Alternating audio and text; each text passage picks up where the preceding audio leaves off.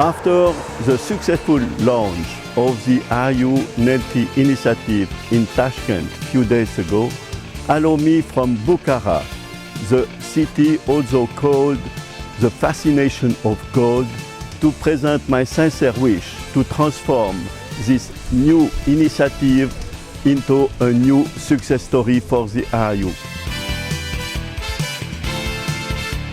I wish all the best not only to the RU NELTI initiative, but also for a prosperous exchange of trade and trade development between all the continent and forever.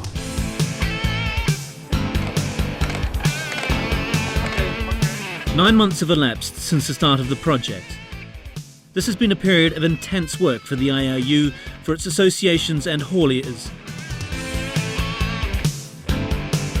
To recap, several companies from 9 countries have been participating in the project.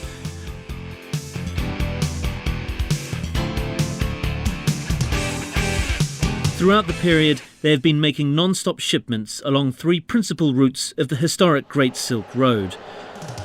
At the same time, they have been recording conditions en route using special driver's journals developed using internationally recognized UNISCAP methodology. What are the principal outcomes of the project? 145 round trips travelling through the territory of 24 countries. The drivers spent 4,167 days on the road and crossed more than 1,000 international borders. 4,200 tons of high-quality goods were shipped, from food products and semi-manufactured goods to medicines, equipment, diplomatic consignments, consumer and electrical goods.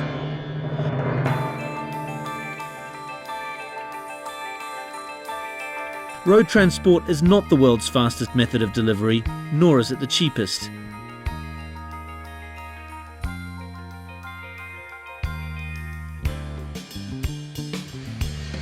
It cannot be compared with the pipelines that transport millions of tons of oil, nor can it be on a par with the railways, a topic European politicians never tire of talking about, and their multi-million-dollar state subsidies. However, the IRU NELTI project has permitted to offer concrete proof that road freight haulage between China, Central Asia and Europe can be commercially viable, safe and reliable. This slide shows the overall initial results. Автомобильные перевозки между Азией и Европой безопасны. What's more, road transport, unlike other forms of transport, can achieve colossal economic knock-on effects. In the same way as the ancient caravan routes did, vehicles do much more than just link people and nations.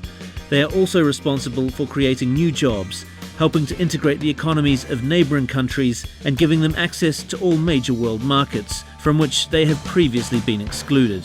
The Chinese have a saying, if you want to get rich, build a road. China has been giving the world a very graphic example of this concept in recent years. What have been the most important lessons learned in the course of this project, which should interest not only the business community, but also politicians on various levels and the leaders of international organizations? The most striking lesson is the fact that without the need for vast investments, the existing road infrastructure is already in an adequate state to support a significant increase in road haulage along all 3 main branches of the Great Silk Road. And the problems? Of course there are problems, but the main task today is to fill these empty highways with real volumes of road freight. This leads on to the second main lesson. The problems having faced today are all the result of human factors which can be easily remedied with political will. The vehicles along NELTI routes spent 39,000 hours idling in queues, or 39.7% of the total time en route, and were forced to hand over bribes with a total value of $144,000. When a driver spends nearly 40% of his time waiting at border crossings and nearly half of all his expenditure, how can we even talk about real economic factors?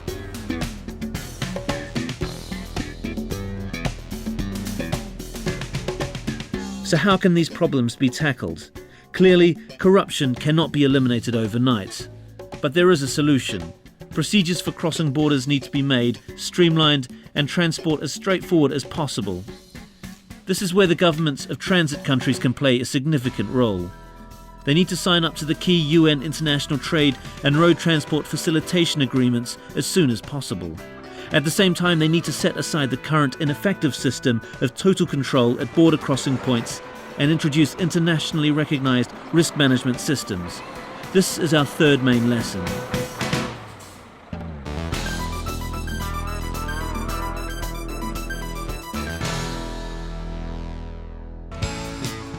Regarding the choice of routes, the shortest route from China to Europe is the Central Route.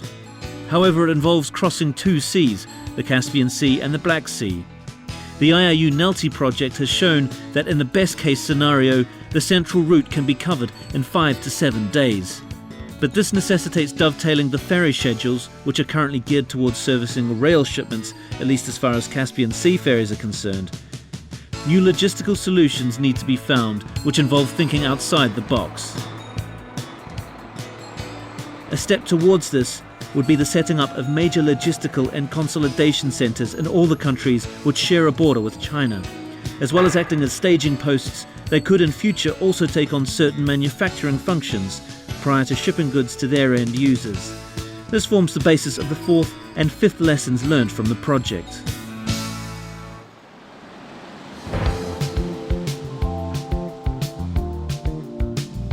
Many more instructive discoveries were made over the past months. They will all be analysed and the consequent recommendations set out in the form of a roadmap. The implementation of the roadmap is the essential feature of Phase 2 of the IRU NELTI project. Companies and associations who have been participating in the project have already requested this. To date, the most important feature is to provide an interface between policy, national interests of individual countries, and business interests. Public-private partnerships needs to be interpreted in the widest possible sense. Many procedures have already been introduced and are developing successfully. The process has only started. Nevertheless, it needs to be considered where the main thrust should be directed. Where should decisive changes in the next 2 years be? Principally in the fields of regulation and institutional reform. The move from an outdated bilateral regulatory approach to the multilateral regulation of international road shipments is already starting to take place. These processes have already been initiated in the larger regional formations in Eurasia. When combined with the setting up of the Eurasian Customs Union and the introduction of the electronic pre-declaration of cargoes, this will significantly simplify and speed up the delivery of shipments. The implementation of Annex 8 of the 1982 UN Convention on the Harmonization of Frontier Controls of Goods in all countries will also have a positive effect. Volumes of traffic over the 3 IRU NELTI project routes will even out. A factor in this will be the opening in 2009 of the Kashgar-Andijan-Osh Highway and the implementation of the trilateral agreement between China, Uzbekistan and Kyrgyzstan. Proper regulation of the Caspian Sea ferry schedules will also lead to a significant rise in shipments along the IRU NELTI Central and Trans-Caucasian routes. The anticipated addition of China to the TIR Convention will lead to a gradual opening up of internal markets and an increase in cargoes being manufactured in central and southeastern China for export westwards to Central Asia and Europe. All this and much more will lead to radical changes in Eurasian relations in the next few years. This is the start of the formation of a real market for road freight haulage, the establishing of large-scale logistical chains, including the creation of major consolidation centres to process cargoes and multi-transport shipments using ferry crossings over the Caspian and Black Seas. This period will see the first pilot shipments of cargoes from China to the USA, transiting via Central Asia and the Caucasus. The current financial crisis and credit crunch will only serve to speed up the development of these processes. Experience has shown that road freight haulage is always the quickest to adapt to economic crises. The current crisis will be no exception. International trade will soon start to recover between the 3 principal centres of world economic growth, and the revitalization of the Great Silk Road will shortly become one of the most important elements in the contemporary system of both world trade and of human relations.